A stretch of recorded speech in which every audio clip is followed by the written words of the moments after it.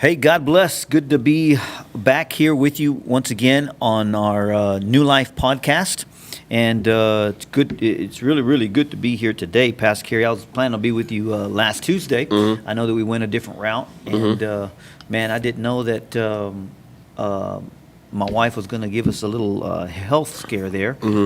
Everything's good now. We're Yes, believing sir. she's fine. Everything, she's got to update, follow up with her doctor and stuff. But we ended up in the ER last Tuesday early morning and wasn't able to be here. But man, you're able to cover and things like that. But everything else is good, man. How's everything else going? It's going good, man. Thank you, thank you, Great. thank you. We're glad Miss Angela's home. I know that feeling, dude. I remember when my wife was in the ER for a week, dude. Yeah. The week of the fair a couple Yeah. years ago. Oh, that's right. That's yeah, right. man, it was. Yeah. Yeah. And so, man, Yeah, I yeah, it's remember good. that. It's a horrible, but just learning to trust in God in those times, man. Exactly. Seriously, it's good to have your wife. It's good to see your wife home, man. So. Exactly, man. Speaking of, movies, sometimes you hound me about not watching a Yep. good movie. Any movies so lately? I'm going to hound you about watching Jesus Revolution. I haven't man. seen Jesus Revolution yet. It's good, so man. don't stone me because I'm a pastor and haven't seen Jesus Yeah, Revolution. well, Or I chose to watch yeah. Ant-Man Quantumania Come on, before I saw man. Jesus Revolution. Are you serious? I plan to watch Creed 3 this weekend before Jesus Oh, Revolution. So man. I'm pretty sure I'm going to be declared a false prophet after this. Yeah. Well, because I chose those movies before just watching remember- Jesus Revolution. You just remember, Adam, next podcast, Adam, I'm going to ask him again. I'm going to ask him again. And I'm going to ask him again. And I get to preach this Sunday before he does, so I'm going to ask him because he called me out on that Top Gun quite a bit, man, till finally I watched it. But, man, that Top Gun was good, dude. It I ain't going to was. lie Made to you you. wish At you first, I would was have watched like, it sooner. yeah, at first I was like, oh, man, it can't top the first one, man. But it was really good, man. Really, Yeah. really good. Anyway. So that's a plug for Jesus Revolution. So if y'all want to sponsor us, feel free. Yeah, exactly, man. And Top Gun, too, man. Creed, man, if y'all want to sponsor us, I plugged y'all as well. So, Top Gun as well. Michael B. Jordan. They owe me some money. I bought the glasses, the bomber jacket, everything. I didn't buy the motorcycle. I came close, but I didn't. Yes, sir. Anyway, let's talk about what we were talking about concerning relationships, concerning the right they in our lives, things like that. How we need fellowship, things like that. A lot of times we leave out the importance of fellowship at home.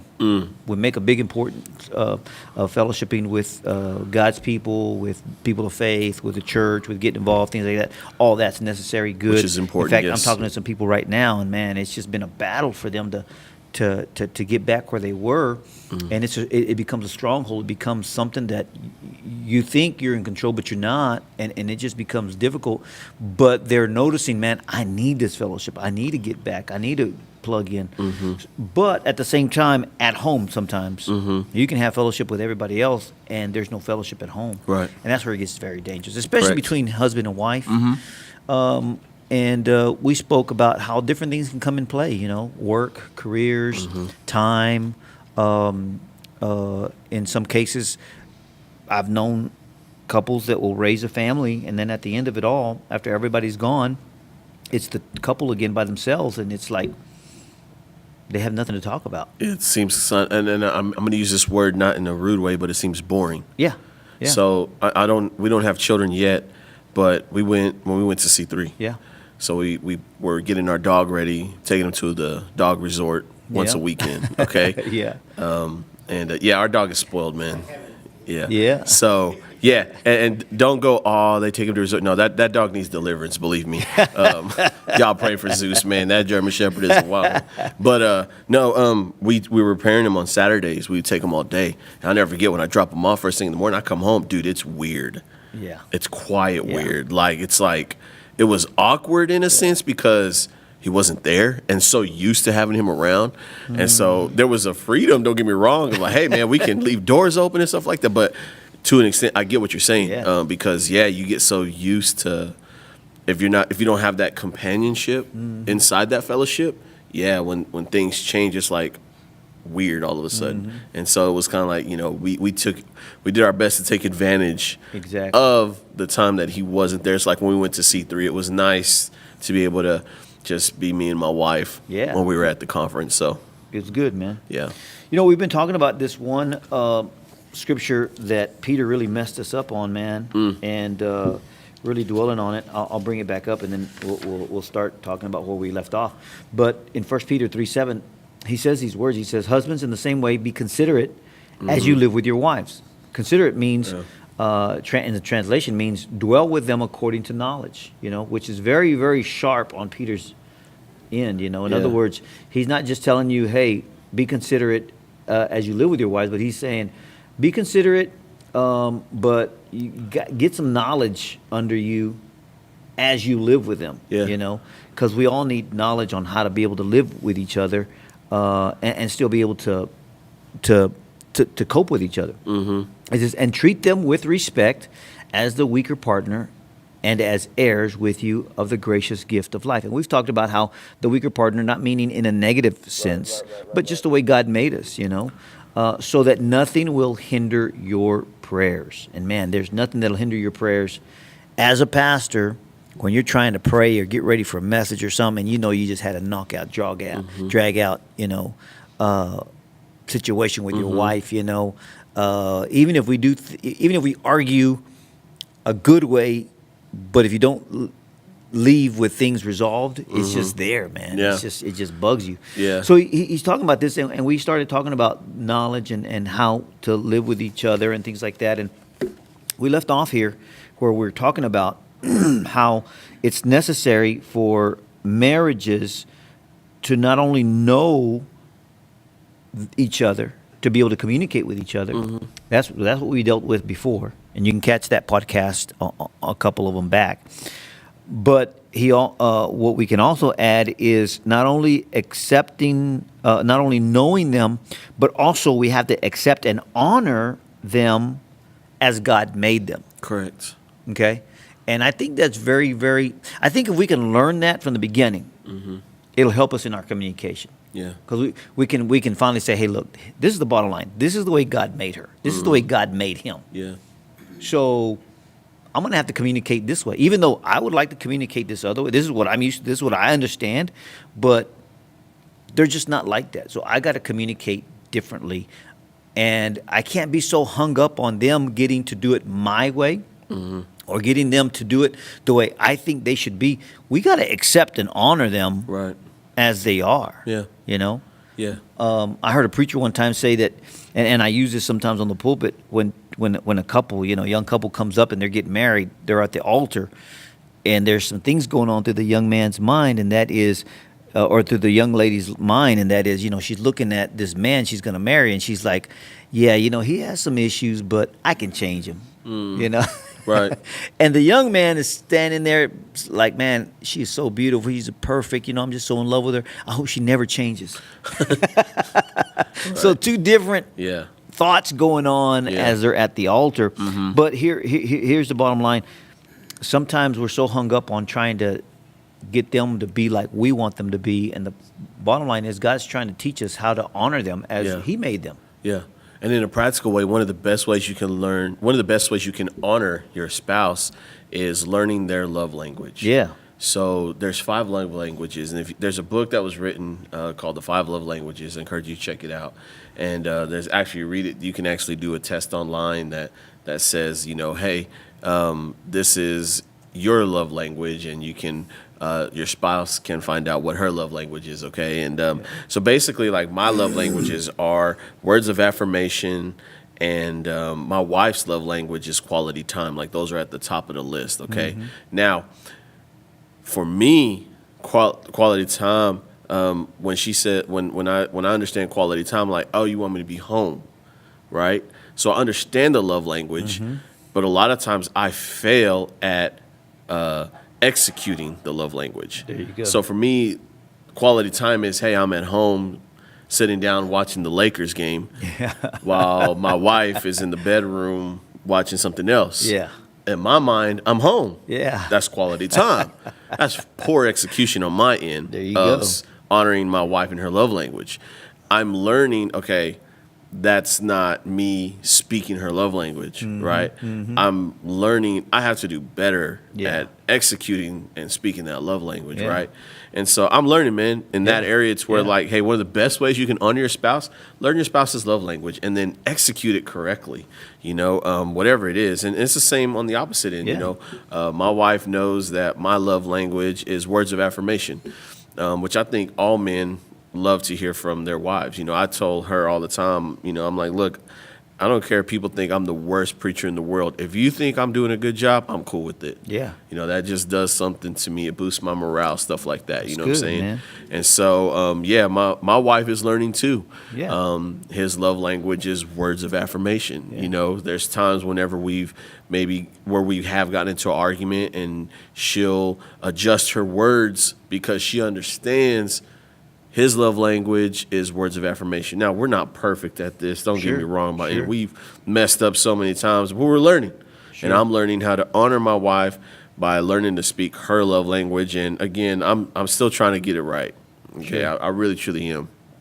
But that's one practical way you can honor your spouse, guys, is to learn your spouse's love language and execute speaking it properly, right? Yeah. And it may come with some fails, but that's okay. Just learning, okay, that is not what quality time means. Exactly. And the reason why I said it, because she has voiced to me. She's like, this isn't quality time, whatever. right. So I'm learning along the way. And that just goes along with where some of the notes here. It's the fact that we have to know the simple fact that men and women are different, which Yeah. you just reiterated. Men Yes, and sir. women are different, and not only are we different, but we have different physical and emotional differences as well, and that interferes with our communication. Yeah. Because I may be raising my voice, but to me, I'm not raising my voice. Yeah. To her, she hears, man, I'm raising my voice because I'm mad or because I'm trying to whatever. And so we communicate differently. Correct. You know what I'm saying? Yeah. If she raises her voice or whatever, it doesn't bother me. Yeah. But it does bother her. Right. Just different things like that, man.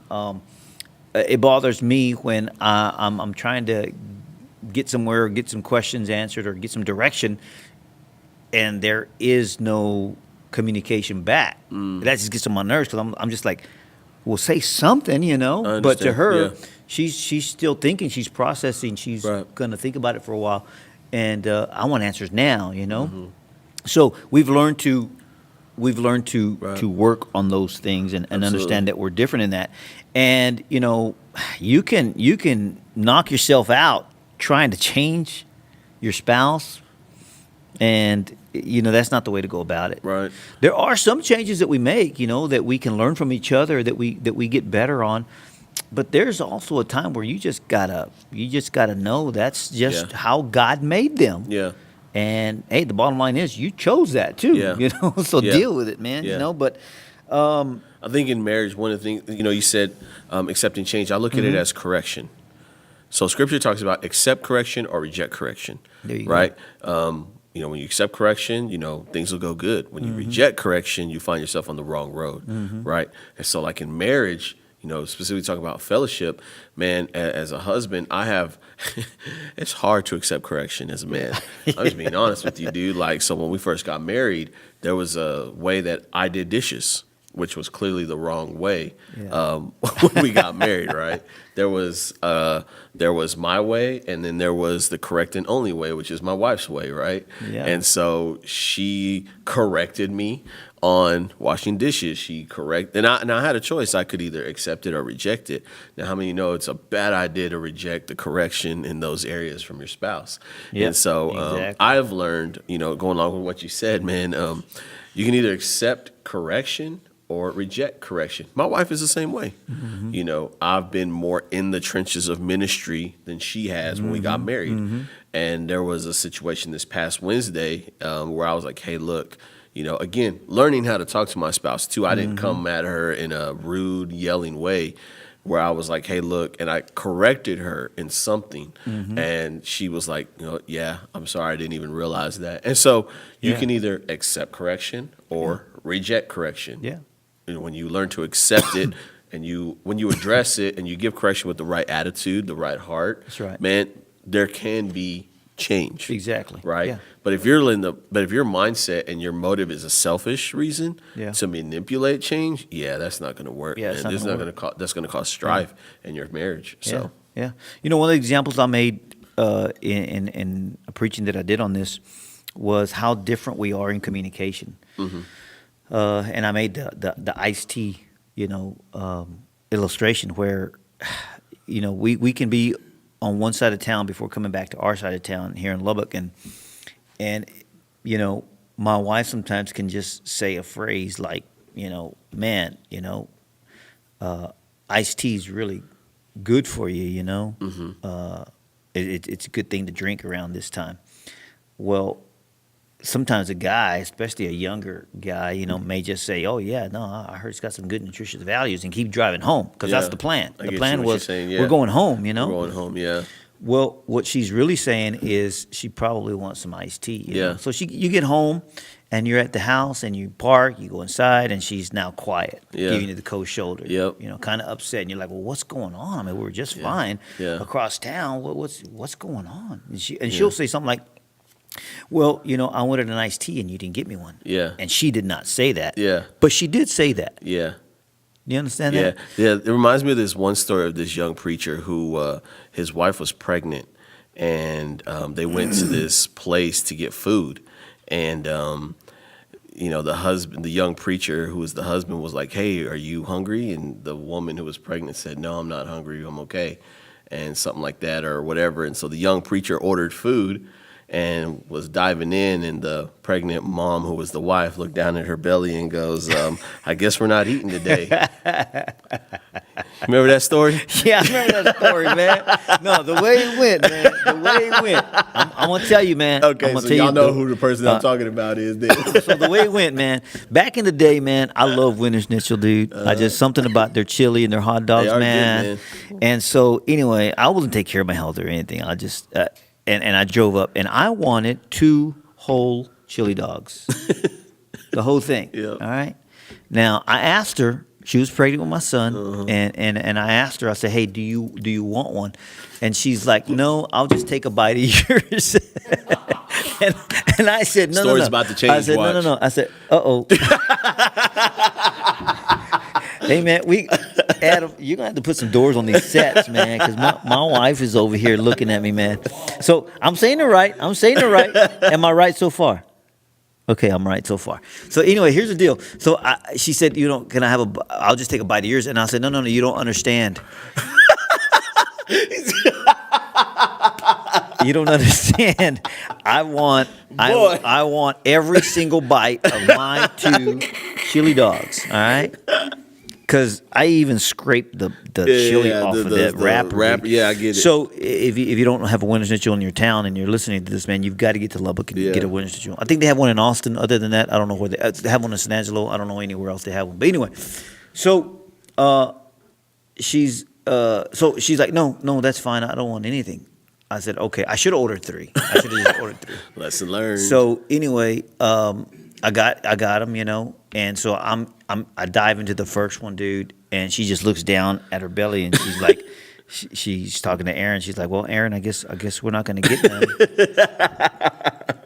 I was like, "Come on, man." So I gave her one of mine. She took a bite, whatever, and I took one for the team. But anyway.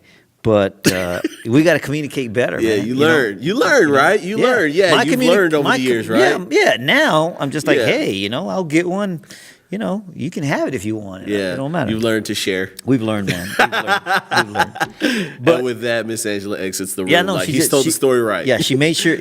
She made sure I no line told the here. story correctly. All right. It's kind of like the one time that this one young preacher, he went to Slitterbomb for the first time. Come on, man. And his pregnant What wife. is the deal, and his man? pregnant wife was there and walked in. He had never been to Slitterbomb before, and he took off the minute he walked through the gates. And at the end of the day, came back, and young preacher's wife was not happy with him Hey, man.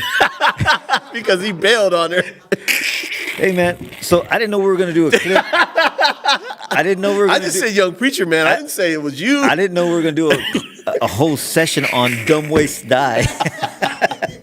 Dumb ways to die. Those are just small TikTok errors. So let's get this story straight too, man. Young, not even just young preachers, but young men. I mean, don't make some mistakes, man. I mean, hey, I got some excuses, old Pastor Kerry. Number one, I was a farm boy. We were barely making it. We didn't go nowhere, Right. man. Yeah, I mean, you know, you wanted to go to a water park. My dad would get one of those trough. tarps Yeah. from the farm and Okay. put water on it and say, here's one, slide yeah. on that, and play all day on the Yeah. yard with that water. So we didn't go nowhere. We didn't have the money to go Yeah. nowhere, and we didn't do those things. Vacation for me was, like I said, maybe a weekend, maybe a day at the lake, whatever. So Pastor, it's Pastor's fault, dude. Pastor Jesse's fault, because he should have warned me. He should have coached me. He should have got me ready for this. And he takes me to this water park, Slitterbond. Yeah. I mean, the water park of all water parks, dude. Yeah. If you've never been to the one in San Marcos, it is humongous. So, and they've made it even bigger since I've been there. So I get there. I'm 21, 22 years old, dude. Young preacher. Yeah, I love water. I love water. Yeah. Okay, This I is true. lifeguarded a pool, managed Yep. it for 13 Yep. years. Yep. I love water. I love being in the water. I love playing in the water. Anyway, so we get there. My wife hates the water. She don't like being in the pool. Totally opposite. Right. I hear her office opening. She's There she is. Okay. You're good, bro. So anyway, so we get to Slitterbond, and of course, Pastor has his son, which is several years younger than me, and they're very active. They're young, and his cousin, Jacob. So, dude, this is gonna be fun, man. So I'm like I was a kid, Yeah. I found out the Young other man. day. I found out the other day that that they're saying that young men don't fully develop in their minds until 30 years old. Girls around 22 to 25, men 30 years old. So anyway, I was a kid, Yeah. 20-something years old. I was a kid at a water park, the biggest water park, the best water park. Dude, I lost all communication with my wife. I didn't say, hey, I'm going to go get on this ride. Hey, are you okay? Hey, I'll see you at the end of the day. Took Nothing. off. I just said, hey, I'm going to get on this ride. That was like at 10 o'clock in the morning. Yeah. Dude, I didn't come back to the water park closed. It closed like at 8 o'clock at night. So she is upset, dude. Oh, yeah. I completely forgot. I lost track of time. Dude, I got on so many water slides and pools and man, I was in heaven, man. Having a great time. The pool's closed. I'm like, oh my gosh, my wife is with me. I don't know where she's at. I haven't seen her all day. I hope she ate. I hope she ate something. I hope she ate something. She spent the whole day with Sister Monty, Pastor's wife, Yep. and I think at the time Marissa was a baby. Okay. Marissa was a real little baby, man, and so she spent the whole day playing in a puddle of water with Marissa. Dude, she is so hot, dude. She is so upset. She don't like the sun. She don't like the heat. She Yeah. don't like the water, and her husband disappeared from the face of the earth, dude. So now it's time to get back to. So I'm walking to the parking lot. She's walking to the parking lot. We're all getting together. It is quiet. we're getting an excursion. Remember the excursion you Yep. used to have? We're in that excursion. We're going to the hotel. I'm trying to make small talk with her, and there is silence, dude. Let me just say, it was a cold night, dude. Yep. It was a cold night. Yep. But there should have been some communication there. Yeah. I should have looked for. I should have communicated. We should have made a. I was a young preacher, man. Yeah. Don't do that stuff, man. And don't be bringing stuff up like this, man. Anyway, we need to discern, men. We need to discern. We need to pray to the Almighty God and ask questions like, God, what is she saying? Help me to understand Yeah. her. I mean, really ask for wisdom concerning this. And, Paul, And that includes body language. yeah, body language, absolutely. What is she saying? What is she not saying? Yeah, What 'cause is he saying? What is that's he not something that saying? you mentioned in your message a Yeah. couple of weeks ago. A lot of times we both do it. Yeah. A lot of times men and women do it, but specifically our wives will do it. They'll communicate yes, but their body language screams no. Yeah, exactly. Right? In a sense, or Exactly. and so Yeah. learn to read your wife's body language Yeah. as well. I'm going to open up the scripture and then we'll talk about it when we come back. I told you, man, it was going to take several sessions to talk about this, man. But Paul commanded this, and I don't know why Paul said this, but because he was a mighty man of God, He was he single. wrote most of. He was a single He man. was single, man. I don't know. No. Yeah, but he was a mighty man of God. He heard from God. He was a martyr. I mean, just powerful man of God. So I'm going to take that. He said this in Colossians 3:19. He said, "Husbands, love your wives and do not be harsh with them." Yeah, that's Man, good though. That's cold-blooded of Paul, man. Why didn't he say that to the wives, man? But he said that to us. Well, he and said you that know to what? us for a reason. You know he said that then, Yeah. in context, because clearly he saw Yeah. Christian men Yeah. who were claiming to be believers in Christ treating their women harshly. Yeah. Treating their wives harshly. Yeah. And let's be honest, man, you can still see that today Yeah, you can see that today, in but the church as well. but it goes both ways too now. Absolutely. It goes Most both ways definitely. too, because we've gone into a different era, and now women are doing it to their husbands. I mean, I've seen women, downgrade their husbands too. Yeah. Like, So- oh gosh, how can you be so dumb? I mean, Yeah. don't do that to each Yeah. other. That, Either again, one. Going Don't back do to the love language, words of affirmation. that. Yeah. 90, like there's a high 90% of men, their number one love language, believe it or not, is words of affirmation. Wow. Seriously. Wow. The majority of men in our world today, their love language at the top of their list is words of affirmation. Yeah. Just a quick example. I'll never forget back in 2014, I went to Walt Disney World, and I was waiting in line late at night for this one show. I was by myself, and there was this couple in front of me, and the whole time, the husband was like, "Yeah, maybe next time we'll do this," and she looked at him and she was like, "Oh, you can't afford it," and like she was just talking down to him, and the whole time I'm standing behind him, I was just like, That's cold. "Dang, man, this dude is." I was like, "Run!" But I felt bad for the dude, man, and you could just see the dejected look on his face, Yeah. dude. Yeah. You're in the quote unquote happiest place on earth, Yeah. and you're getting this kind of Bruh. criticism. You've already forked out the bag to go to this place, Hmm. and your wife is. I was just like, "Dang!" But again, like what you were saying, it goes both ways, Yeah. Love your wives and do not be harsh with them. Love your husbands, don't be harsh with them. Yeah. We're gonna start off there, Pastor Kerry, because there's some things we can learn and talk about there. But if you're watching this program, listening to this program, you're in the Lubbock area, hey, we'd love to hear from you. We'd love to see you. If you have a prayer request, you can send us a message. We want to pray with each and every one of you. If you're in the Lubbock area, come by and see us, man. Every Wednesday nights at 7, every Sunday mornings at 11:30 in English. If you want a Spanish service, we have a great Spanish service at 10 a.m. So we have something for the whole family. And we're having some good services right now, man. I mean, people are just coming in. Like all of a sudden, 2022 was kind of rocky, man. But 2023, man, people are coming back to the church. Yeah. So praise God for that, man.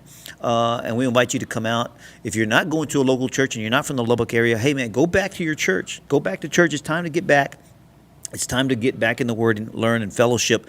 Not only fellowship with other believers, but start learning how to fellowship at home, because it's very, very important.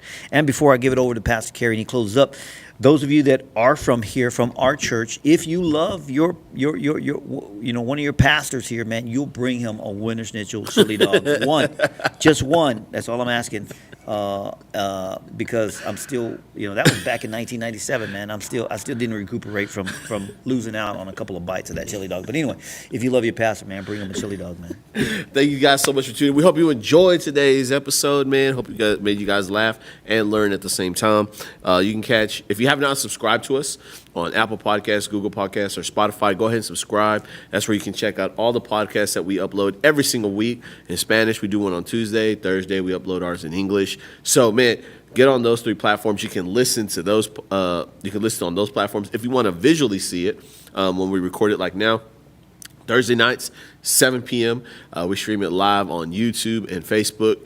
Definitely, if you haven't liked our page on Facebook, Ministerio Suma Vida, go ahead and like our page. And if you have not subscribed to us on YouTube, MNV Lubbock is a place to do that, okay? And again, in Spanish, we have one that goes in on 7 o'clock on Tuesday. And again, our English one goes out every Thursday at 7 p.m. So, man, we love you guys. Thank you all so much for tuning in today. And do us a huge favor. If this series of podcasts is blessing your life, do us a favor. Share it with a friend. Share it with a friend that could also benefit as well from this, okay? So we love you guys. God bless y'all. We'll see y'all next week.